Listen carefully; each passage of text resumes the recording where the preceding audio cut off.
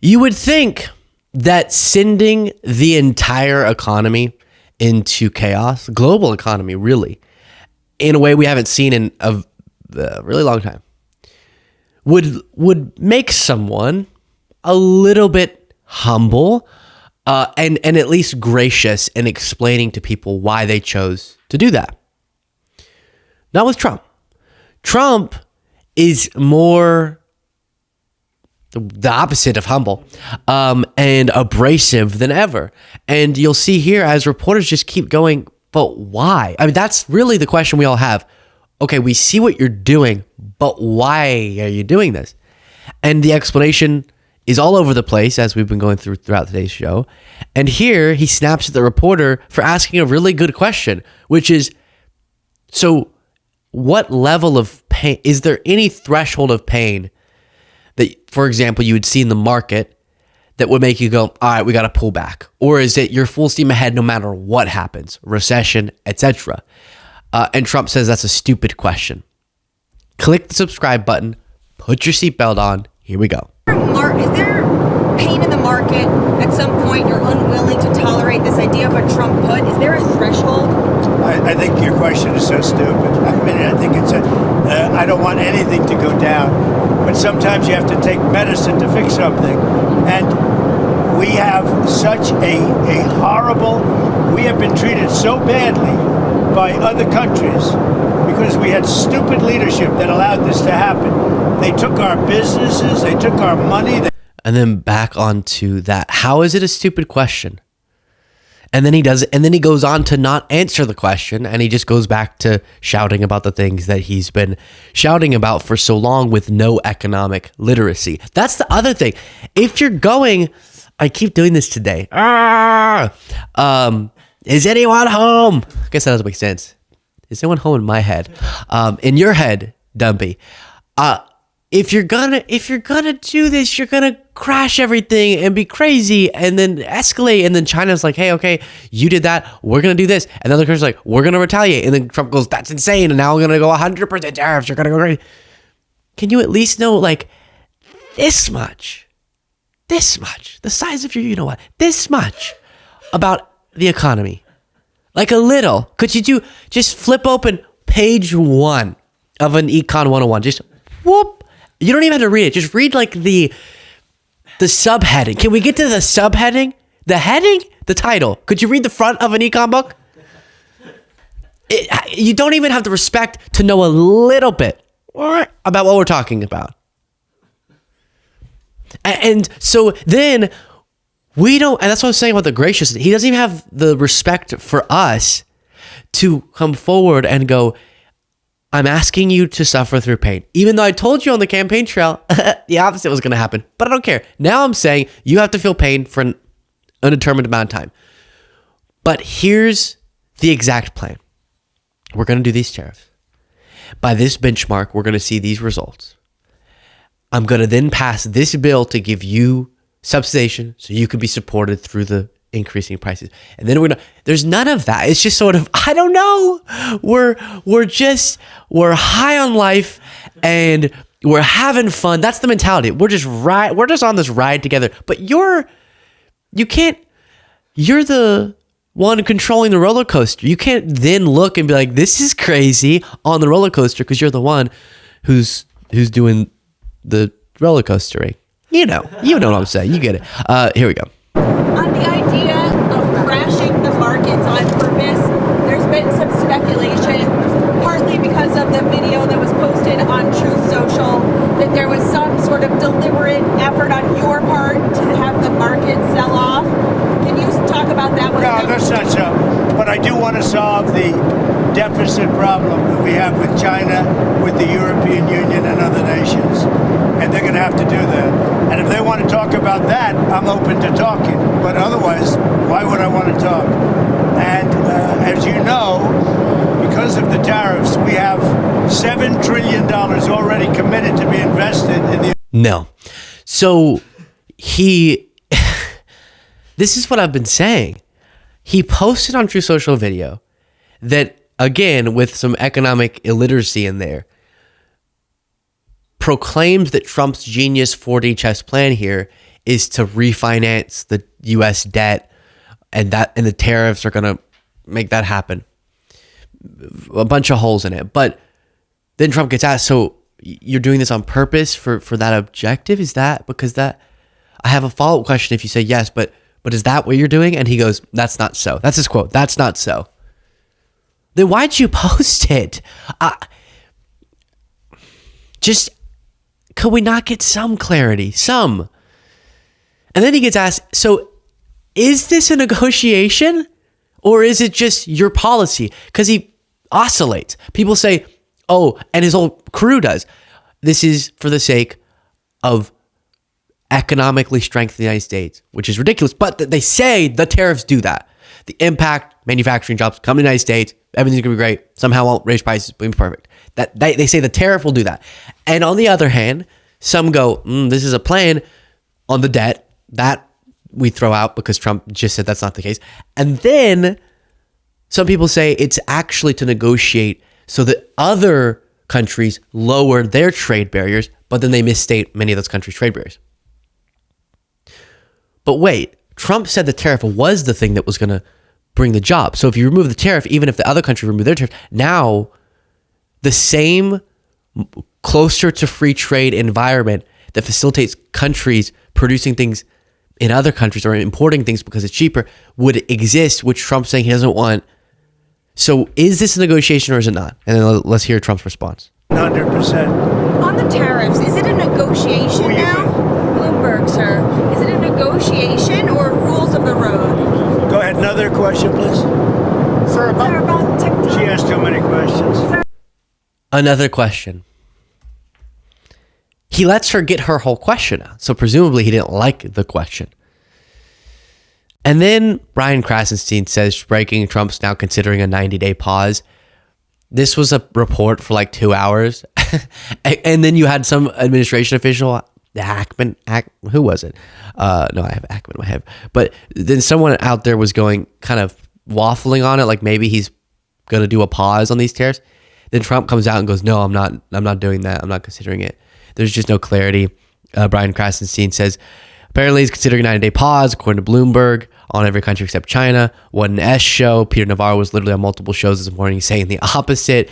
And then CNBC is reporting this. White House. Navarro, of course, on CNBC saying that this is not a negotiation. And then again, Howard Lutnick, the Commerce Secretary, yesterday was asked point blank whether there would be any postponing because there was some talk of that over the weekend. And he said absolutely not. It's sort of obvious these have to go into effect while the president resets global trade. The president himself has been saying he won't strike any deals with China and the EU, were the two countries he's been most focused on.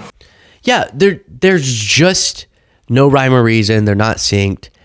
And then on a different topic, if you thought that this whole administration couldn't get worse, now Trump thinks it's a funny, silly, cute idea to send American citizens who are criminals to the El Salvador prison camp. So back to El Salvador, the president there said he would be willing to take American citizens in the federal prison population. Is that one of the ideas you're going to be discussing? Well, I love that. If we could take some of our 20-time wise guys that push people into subways and that hit people over the back of the head and that purposely run people over in cars, if he would take them, I'd be honored to give them. I don't know what the law says on that, but I can't imagine the law would say anything different. If they can house these horrible criminals for a lot less money than it costs us, I'm all for it. But I'd only do according to the law. But I have suggested... Right, like he's been doing so well thus far.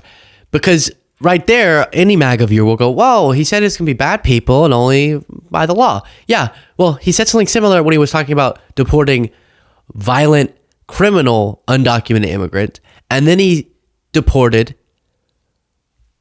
innocent, lawful immigrants and still hasn't answered for that. And then the administration admitted they made a mistake and then flipped around and said, never mind, he was a part of a gang without any evidence. And then petitioned the Supreme Court, which I just saw the ruling from the other judge that was demanding the guy gets brought back to the United States because of the wrongful deportation. Then the Supreme Court has temporarily paused that ruling. So now he's sitting still rotting in that prison with no due process. So do you think this is going to work out? better than that when it comes to US citizens? Tell as many salacious stories as you want. That doesn't cover up the fact that you've already thrown, when you say we'll follow the law, you've already thrown out the law. You've invoked, even though you said that you don't remember signing the thing that invoked it, the Alien Enemies Act, so that you can throw out due process, and then makeup artists who aren't at all who you allege them to be are being thrown into prison camps in a different country, not even in their home country, and not in our country, in El Salvador. And Bukele thinks it's all very, very funny. So now he's saying, send me your American citizens. Scary time. But wait. Whoa. If you think that all sounds bad, this might make you feel better towards Trump. He did win a golf tournament over the weekend. Mr. President, Any questions? How was the golf tournament? Very good, because I won. It's good to win. You heard I won, right? Did you hear I won? Just to back it up, you were there, I won. What's your And he posted that on Truth Social. Can you imagine? He posted, I won a golf tournament over the weekend, as everyone's reeling. And who's this reporter? Mr. President, Any questions? How was the golf tournament? Very good. How's the golf tournament? How's the golf tournament? What are you doing? How's the golf tournament? Stop. Can you imagine? How's the golf? That being what you want to come out of your mouth? No one cares. Nobody. And then I saw he went and landed on after he crashed everything, he landed on the golf course with Marine One, the helicopter. And all these videos on MAGA accounts was, that's my POTUS. Look at how cool that is. Imagine, imagine playing a round of golf and seeing the president land with his helicopter. Yeah, that's Trump. You think Biden could do that? I think not. Is this what you... How does that... It's why authoritarians are so into imagery-based things. Propaganda-type things.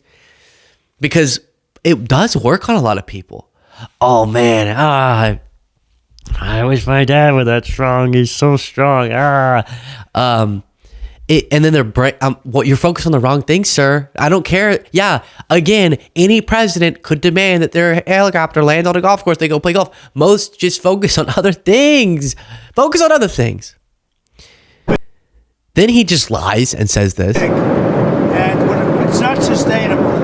And you know, I was elected on this. This was one of the biggest reasons I got elected, was exactly because of this. And no, I think one or less than one people voted for Trump because they wanted the tariffs. People voted for Trump and thought they were okay with tariffs. No one went, I was going to vote for Kamala, but he says he's going to do crazy tariffs. I want that. The problem was that so many people didn't believe he was going to do it. That was the problem. So many people thought, well, we've seen it in focus groups already. This one focus group that I played just pops in my head every once in a while. A lady goes, I thought that Trump was going to be more like his first term, and that the economy was going to be like his first term, which was just Obama's economy. And I didn't think that he was going to do, but now things are so weird with the tariffs. So I'm not happy with that. It's sort of like, yeah, no, I know. No, but we've shown you the compilations before. He said it so many times. I get that, like, for example, he tried to illegally overthrow the election. Okay, that was bad. But he didn't tell us that he was definitely going to do that, right? He hinted it. People pointed at, wait, he's lying about the Republican primary, saying it's rigged against him. He won the 2016 election, said that the popular vote was rigged against him. That's weird. But he's not going to try to do a coup ever, right? There are warning signs, but he didn't say, I'm going to do a coup, okay? Then he tries one, and maybe you have sympathy for people who go, oh my gosh, I did not know he was going to do that. But in this case, It's the thing he nearly most said he was going to do, was the tariff stuff. So please listen to what it is that leaders are saying they're going to do. Tim Walz had an interesting message on how amid all this chaos, the left suffers because in many ways we'll just accept narratives that get created by the right instead of defeating the narrative before even getting to the nuts and bolts of it. Donald Trump snatching up college grad students and sending them back, or sending folks to El Salvador illegally, that's not the policy. But for us to them to say, we don't care that violent criminals come in, we most certainly do. What we were asking for is the resources to make sure they don't get here. And the same thing with the other policies. It's not a woke policy to provide food for children to get breakfast and lunch, and we get better outcomes from that. They defined things on their terms that weren't true. And what I'm saying is, are we going to turn away from being a country of legal immigration? Are we going to turn away from a country that thinks diversity and making sure that we don't have gaps in income between blacks and whites? Those are policies that have strengthened America. And I think what we allowed ourselves to do is we got timid. And then when we got power, we didn't pass things that improved people's lives. This whole idea, I think the Democratic Party gets theoretical, talk about food insecurity. People are hungry, get them food. Yeah, this is what I think drew people to Tim Walz. Obviously didn't ultimately work out, but why he resonates with people. That is something, it sounds so simple, but that is so ignored by Democrats. Which is, number one, you just always accept these narratives or run away from topics. Like the whole border immigration topic, is it really that hard to both forcefully reject Trump's insanity while still articulating a strong immigration and border approach that recognizes the importance of lawful immigration and the importance of a secure, logistically sound border? We said it so many times. And then also introduces a broader reform proposal. But it was like Democrats just all of a sudden didn't want to talk about that issue at all or acknowledge where they had gone wrong. And so you can do both, and you should do both. Or I love that he brings up they did so much damage with this woke word. And how can we not reject when people go too far and are fringe on our side while also not succumbing to some of these narratives like it's woke or too far left to provide universal school meals, right? And then there was a timidity for sure. And I think that I can come back to this, but one of the things that hurt Kamala's campaign was a timidity to the policy suggestions, because what we're going to need now is an agenda that says, do you see how badly Trump damaged things? I'm not just going to come in and go, hey, the last guy crashed the car. I'm going to just not do any more damage to it. Or the last guy crashed the car. I'm just going to fix it and get it functioning, but it's still going to have all these different problems. No, we want someone who's going to say, the last guy, we're watching him crash the car. I'm going to fix the problems, get it back functioning, and then make it run better than ever before. That's what people want. And that means big, bold, aggressive policy ideas that foundationally change the broken system that allows for the income inequality that we have, the health issues that we have, wages not keeping up with the wealth of the top like they should. And they can message that in a way that doesn't sound far left or anything. It's just common sense stuff, like he said. Wait, what's so crazy about providing school lunches? So that'll be important in this moment for sure. Share your thoughts in the comments.